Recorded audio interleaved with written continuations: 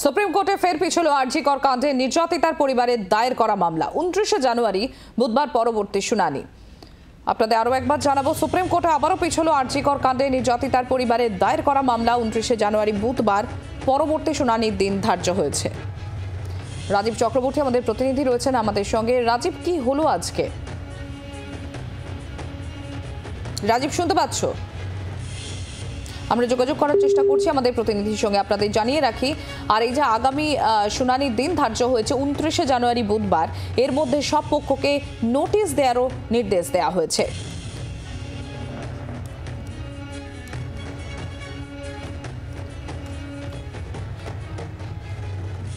Supreme কোর্টে আবারও পিছল আরজি কর কাণ্ডে নির্যাতিতার পরিবারের দায়ের করা মামলা। পরবর্তী শুনানির দিন ধার্য হয়েছে 29 জানুয়ারি বুধবার।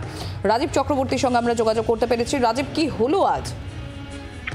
দেখো, মূলত আরজি করের ঘটনায় দোষী সাব্যস্ত হওয়া সঞ্জয় রায় তার সর্বোচ্চ ফাঁসির সাজা এবং সিবিআই তদন্তে অসহমতি এবং অসন্তুষ্ট হয়ে আরজি কর কাণ্ডের নির্যাতিতা নিহত চিকিৎসকের বাবা মা তারা সুপ্রিম কোর্টের দ্বারস্থ হয়েছিলেন এবং সুপ্রিম কোর্টে প্রধান বিচারপতি সঞ্জীব খান্নার বেঞ্চে এই মামলার শুনানি হওয়ার কথা ছিল এবং শুনানির শুরু হওয়ার আগেই দুপুর 1টা নাগাদ মধ্যাহ্নভোজের বিরতির আগেই তাদের আইনজীবী করুণা নন্দী তিনি উল্লেখ করেন এবং আর্জি জানান যাতে দুপুর 2টোতে মধ্যাহ্নভোজের বিরতির পরেই যাতে মামলাটি শুনানি হয়। সেই মতো দুপুর 2টোর পরে উল্লেখ হয় এবং সেখানে প্রধান বিচারপতি জানান যে তিনি যেহেতু মামলাটির তালিকা অনেক পরে রয়েছে তাই তিনি একেবারে জাম্প করে এই মামলা শুনতে চাইছেন না এবং এই মামলার সঙ্গে যুক্ত যারা অন্যান্য পক্ষ রয়েছে তাদেরও বক্তব্য শোনা উচিত, তাই তাদেরও সময় দেওয়া উচিত। 1 সপ্তাহ তাদের সময় দেওয়া হচ্ছে, তাদের নোটিশ করা হচ্ছে। আগামী বুধবার এই মামলার পরবর্তী শুনানি হবে। সেক্ষেত্রে করুণা নন্দী মৃতার পরিবারের আইনজীবী তিনি আর্জি জানান যে আগামী বুধবার মামলাটি কোন সময় শুনানি হবে এগিয়ে আনা হোক, সময়ে শুনানির জন্য নির্দিষ্ট করা হোক। প্রধান বিচারপতি সঞ্জীব খান্না তিনি জানিয়ে দেন আগামী বুধবার দুপুর 2টোয় এই মামলা শুনানি হবে।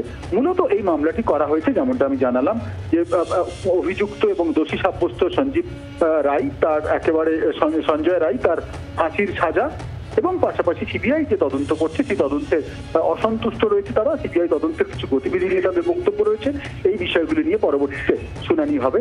এর আগে আমরা দেখেছি গত ডিসেম্বরের 10 তারিখে এই মামলার শুনানি হয়েছে এবং এই মামলাটি অর্থাৎ আরজি করের মূল মামলা সেটির শুনানির জন্য পিছিয়ে গিয়েছে জুন মাসের 3য় সপ্তাহ পর্যন্ত। আর এর মধ্যেই কিন্তু সঞ্জয় রায়ের তাকে আমৃত্যু তার কারাদণ্ড ঘোষণা করা হয়েছে আর তারপরেই নির্যাতিতার পরিবার তারা সুপ্রিম কোর্টে দ্বারস্থ হয়েছে। এখন আগামী বুধবার পর্যন্ত অপেক্ষা করতে হবে এই মামলায় সুপ্রিম কোর্টের কি বক্তব্য সেটা জানার জন্য। বাংলার আওয়াজ, বাঙালির আবেগ, জি 24 ঘন্টা।